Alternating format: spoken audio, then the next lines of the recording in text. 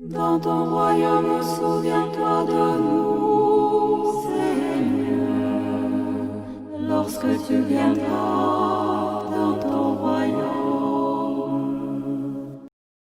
Bonjour, nous voici à notre chapitre 14.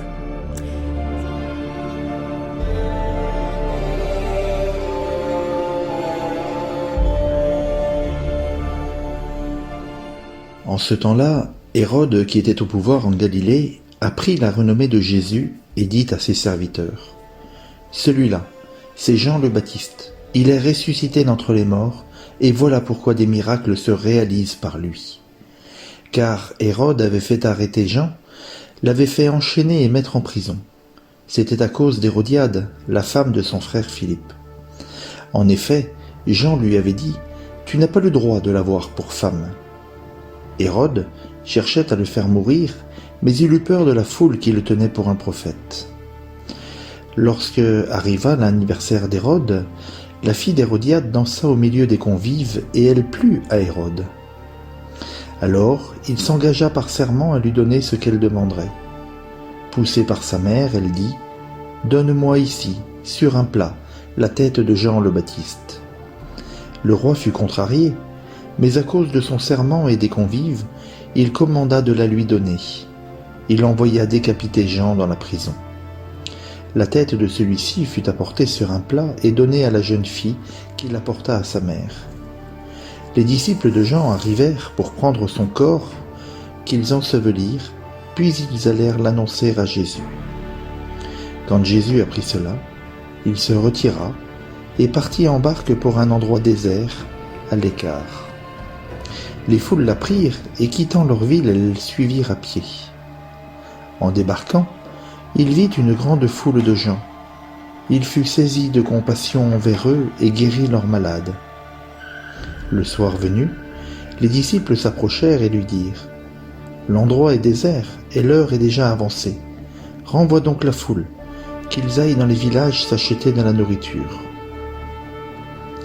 Mais Jésus leur dit : « Ils n'ont pas besoin de s'en aller.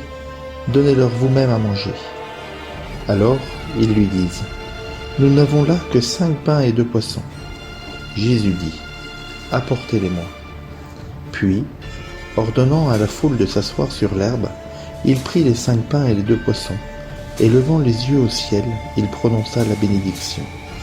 Il rompit les pains, il les donna aux disciples, et les disciples les donnèrent à la foule. Ils mangèrent tous, et ils furent rassasiés. On ramassa les morceaux qui restaient, cela faisait 12 paniers pleins. Ceux qui avaient mangé étaient environ 5000, sans compter les femmes et les enfants. Aussitôt, Jésus obligea les disciples à monter dans la barque et à le précéder sur l'autre rive, pendant qu'il renverrait les foules. Quand il les eut renvoyés, il gravit la montagne, à l'écart, pour prier. Le soir venu, il était là, seul. La barque était déjà à une bonne distance de la terre. Elle était battue par les vagues car le vent était contraire. Vers la fin de la nuit, Jésus vint vers eux en marchant sur la mer. En le voyant marcher sur la mer, les disciples furent bouleversés. Ils dirent : « C'est un fantôme !» Pris de peur, ils se mirent à crier. Mais aussitôt, Jésus leur parla : « Confiance, c'est moi, n'ayez plus peur. » Pierre prit alors la parole : « Seigneur, si c'est bien toi, ordonne-moi de venir vers toi sur les eaux. » Jésus lui dit : « Viens. » Pierre descendit de la barque et marcha sur les eaux pour aller vers Jésus. Mais, voyant la force du vent, il eut peur et, comme il commençait à s'enfoncer, il cria : « Seigneur, sauve-moi !» Aussitôt, Jésus étendit la main, le saisit et lui dit : « Homme de peu de foi, pourquoi as-tu douté ?» Et quand ils furent montés dans la barque, le vent tomba. Alors ceux qui étaient dans la barque se prosternèrent devant lui et ils lui dirent : « Vraiment, tu es le Fils de Dieu. » Après la traversée, ils abordèrent à Génézareth. Les gens de cet endroit reconnurent Jésus. Ils firent avertir toute la région et on lui amena tous les malades. Ils le suppliaient de leur laisser seulement toucher la frange de son manteau, et tous ceux qui le faisaient furent sauvés.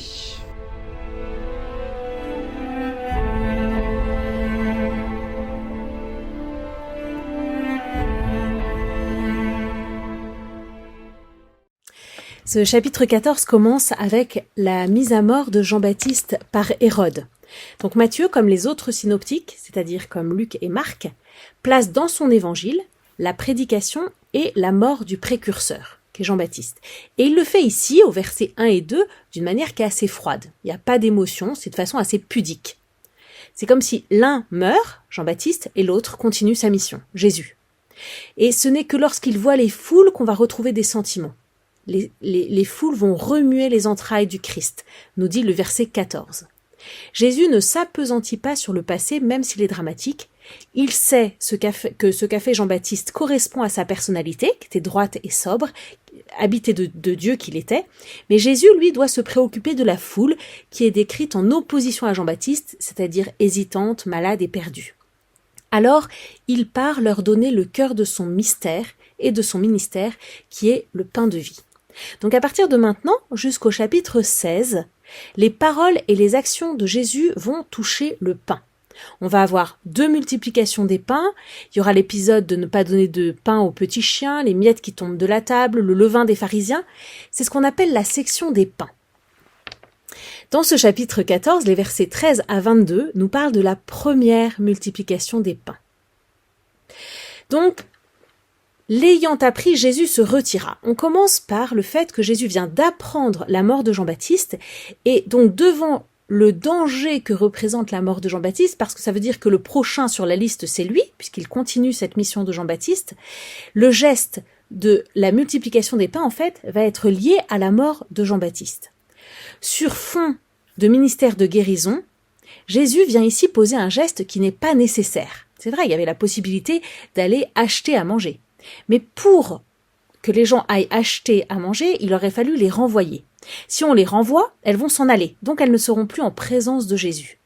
La question c'est, comment va faire Jésus pour rester avec la foule alors qu'il est en danger de mort? Il montre qu'il n'y a pas besoin de s'en aller pour continuer à être nourri, pour continuer à être en présence de Dieu. Jésus se rend présent dans le pain.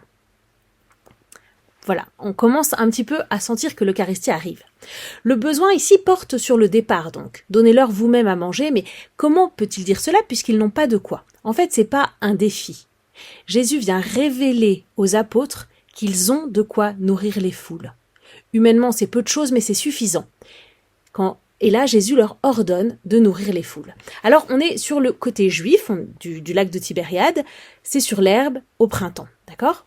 Cette multiplication des pains, c'est une anticipation prophétique de l'Eucharistie. Et Matthieu a choisi les mots de la consécration qui étaient utilisés par les premiers chrétiens et qui sont les mots de la bénédiction juive du repas. Ce geste, il a une signification eucharistique parce que Matthieu l'interprète comme tel. Il leva les yeux au ciel. Quand on attend un secours du ciel, parce qu'on n'en attend plus de la terre, eh bien on lève les yeux au ciel. Jésus vit intérieurement ce don du pain comme sa passion. Il est déjà en train de s'offrir lui-même, sachant que de nourrir les hommes lui coûtera la vie.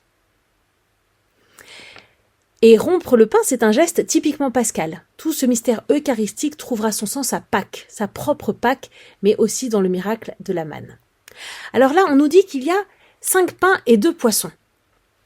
5 pains et 2 poissons, c'est une expression hébraïque qui est l'équivalent de notre expression française quand nous disons 3 fois rien. Oh, j'ai 3 fois rien. Eh bien, chez les Hébreux, on disait oh, j'ai 5 pains et 2 poissons. D'accord? 5 et 2, c'était peu de choses, rien du tout. D'accord? Jésus nous demande de donner notre rien du tout et lui, il peut le multiplier. Nous, la seule chose qui nous est demandée, c'est de donner notre rien du tout. D'ailleurs, regardez, il commence par rendre grâce. C'est intéressant de voir, on donne notre rien du tout, Jésus commence par rendre grâce. Ensuite, il reçoit, il multiplie les pains. Jésus donne aux disciples qui, eux, donnent à la foule. Ce pain, il sera confié aux disciples. Les 12 couffins, qui sont pleins, montrent qu'il y aura encore de quoi donner plus tard. 12, c'est vraiment la multitude, c'est le chiffre d'Israël, en premier, les 12 tribus. Donc les disciples ont de quoi donner aussi pour l'avenir. Vous voyez encore cette anticipation de l'Eucharistie. Pourquoi Jésus révèle déjà le mystère eucharistique? Pour révéler, manifester le fait qu'il veut nourrir les foules et qu'il veut nourrir des foules considérables. À la scène, il ne nourrira que les siens. le jeudi saint, il n'y aura que les 12. Mais c'est pour leur montrer ils auront des foules à nourrir. C'est comme un complément catéchétique. Et cette première multiplication des pains, elle a en son centre, au verset 19, ce verset quasiment liturgique qu'on retrouve dans la prière eucharistique que nous avons à la messe. Ordonnant à la foule de s'asseoir sur l'herbe, il prit les 5 pains et les 2 poissons, et levant les yeux au ciel, il prononça la bénédiction, il rompit les pains, il les donna aux disciples, et les disciples les donnèrent à la foule. Donc, les disciples font 5 choses dans ce récit. Ils rassemblent d'abord. Ils apportent ce qu'ils ont récolté. Ils font asseoir. Ils transmettent ce qu'ils ont reçu de Jésus, et ils regroupent le surplus. Ça, c'est la mission de l'Église. D'accord ? Toute la mission de l'Église est là. Elle est codée aussi par ce chiffre 12, mais on sent à travers cette multiplication des pains que nous rentrons dans ce temps de l'Église. La multiplication des pains est suivie directement de la marche sur les eaux. Chapitre 14, verset 23. Jésus est d'un côté, à l'écart, seul, et la barque se trouve déjà loin. Donc, comment Jésus peut-il traverser cette distance qui est insurmontable, qui est sur les eaux ? Alors, vous vous souvenez ? Dans la Bible, la mer est le symbole de la mort. La mort est insurmontable. Et là, dans cette théophanie de Jésus qui marche sur les eaux, Jésus qui se manifeste à travers cette marche sur les eaux, eh bien, le Juif qui entend cet évangile que Matthieu lui écrit, il se rappelle l'armée égyptienne qui s'avançait, il se rappelle la mer qui s'est ouverte, il se rappelle Job, au chapitre 9, versets 8 à 12, qui dit « Il est transcendant, lui qui parle des hauteurs de la mer, s'il voulait me dépasser, je ne m'en apercevrais même pas. » Et là, il allait les dépasser. Donc, seul Dieu peut marcher sur les eaux. Donc là, vraiment, on a une manifestation divine de Jésus. Jésus vient vraiment montrer qu'il est Dieu. Cette victoire divine sur les eaux de la mort en tant que Dieu, ce qui lui permettra de surmonter la distance qui le sépare de la barque. Cette barque qui symbolise l'Église, cette barque qui est tourmentée par des vagues, c'est vraiment une barque personnifiée. Et Jésus, marchant sur les eaux de la mort, se rend présent à son Église en proie aux persécutions. On est à la 4e veille de la nuit, c'est la dernière veille, c'est le petit matin, le dernier quart. Dans la tradition biblique, c'est à ce moment-là que Dieu vient pour faire passer la mer Rouge. C'est également l'aube de la résurrection. Il y a là encore une anticipation de ce qui se passera. Vous vous souvenez peut-être que quand ils verront Jésus, ils seront saisis de frayeur en pensant voir un esprit. Donc vous voyez, on a vraiment cette prophétie de la mort et de la résurrection. Et Jésus répond au verset 27, Jésus leur parla, « Confiance, c'est moi, n'ayez pas peur. » Donc là aussi, on a les mêmes mots qu'à la résurrection, « Confiance, c'est moi, n'ayez pas peur. » C'est bien charnellement que Jésus va passer la mort et qu'il restera présent auprès de son Église. Il sera présent physiquement. Vous voyez donc l'importance du lien avec l'Eucharistie juste au-dessus, avec la multiplication des pains. C'est bien dans le pain sacramentel que se manifestera la présence de Jésus. Donc, les 2 scènes qui suivent ne peuvent se comprendre qu'à la suite de celle-ci. Jésus prie comme il priera sur le mont des Oliviers et il marche sur la mer comme il marchera sur la mort. Les disciples ont peur et ils crient. Et là, Jésus leur demande de retrouver la foi, la confiance. Tout ce que vous vivez n'a de clarté et de sens que si vous le comprenez dans la foi. Car je suis, c'est moi, je suis. Ça, le Juif qui entend ça, il entend le nom de Dieu dans le buisson ardent. L'Église sera donc ballottée, elle sera tourmentée jusqu'au retour du Fils de l'homme en gloire. Pour le moment, elle est dans la nuit de la foi. Alors ensuite, on a la réaction de Pierre à cette théophanie, à partir du verset 28. Ça, c'est un passage qu'on trouve uniquement chez Matthieu. Matthieu va s'intéresser à ce personnage spécialement. Pierre veut vérifier que c'est Jésus, et donc il réclame un miracle. Alors en fait, c'est pas un manque de foi, parce que Jésus estime que cette demande est légitime, et il y répond. Il y a une vérification au niveau du réel. Les disciples ne peuvent pas témoigner de ce dont ils ne sont pas sûrs. Donc, comment témoigner sans savoir qu'on n'est pas dans l'illusion ? Donc, il y a une vérification par la soumission de la foi. Pierre attend l'ordre de Jésus et il se soumet à la puissance de Jésus. Ceux qui sont soumis à la foi en Jésus pourront marcher sur la mort. La preuve, il se met à marcher et à partir du moment où il se met à douter, il se met à couler. Dès qu'il arrête de regarder Jésus, dès qu'il regarde vers lui, pouf, il se met à couler. Ça veut dire que la foi de Pierre, elle n'est pas encore suffisante, puisque dès qu'il voit le vent, dès qu'il voit les tourments, dès qu'il voit le problème, hop, il prend peur. Le vent qui est contraire, qui est l'esprit du mal. La peur, c'est le contraire de la foi. La peur nous déstabilise. Et cet épisode qui est typique sur Pierre, il prend un sens très parlant pour toutes les générations des disciples appelés. Jésus fait marcher Pierre sur la mer.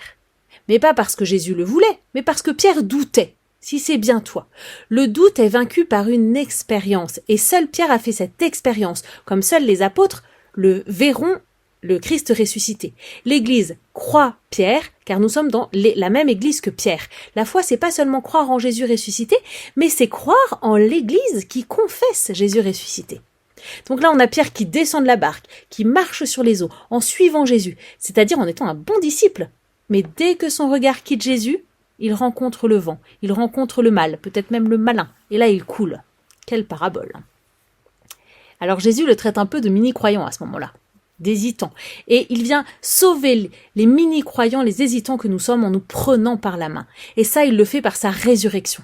C'est donc que notre foi en la résurrection, elle est encore un peu hésitante. Ça, c'est vrai. Cet épisode, ce n'est pas qu'une étape de la foi. C'est un condensé de la foi. Quand Jésus et Pierre remontent dans la barque, il va se passer deux choses. Le vent tombe. Ça veut dire que la paix et le calme reviennent.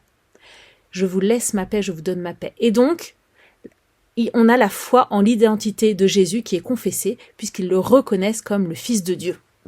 Alors on pourrait se demander, mais à quoi ça sert de douter? Parce que 2 fois chez saint Matthieu, on est confronté au doute. Ici, au chapitre 14, et après la résurrection, dans le chapitre 28. Quelques-uns d'entre eux doutèrent.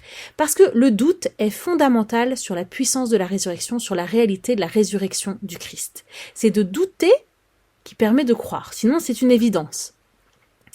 On a aussi dans cet épisode le Seigneur sauve-moi, qui est la grande expression du salut, avec le terme de Seigneur. L'homme qui s'enfonce dans la mort et qui demande à être sauvé. Et Jésus qui vient rattraper l'humanité en s'enfonçant dans la mort. Le chrétien est celui qui, en s'enfonçant dans le doute et la mort, est capable de crier « Sauve-moi ». Les disciples se prosternent devant lui, et là, c'est la première fois qu'on a une profession de foi d'hommes qui sont saints de corps et d'esprit. C'est vraiment de Dieu que tu es fils, de cette filiation divine liée au fait que Jésus a sauvé Pierre. Ils ont fait l'expérience concrète que le Fils de Dieu est sauveur. Quand Dieu vient, c'est pour sauver et non pas pour condamner. C'est une bonne nouvelle. Donc cet épisode typique sur Pierre prend un sens très parlant pour toutes les générations de disciples appelés. Jésus fait marcher Pierre sur la mer, non pas parce que Jésus le voulait, mais parce que Pierre doutait.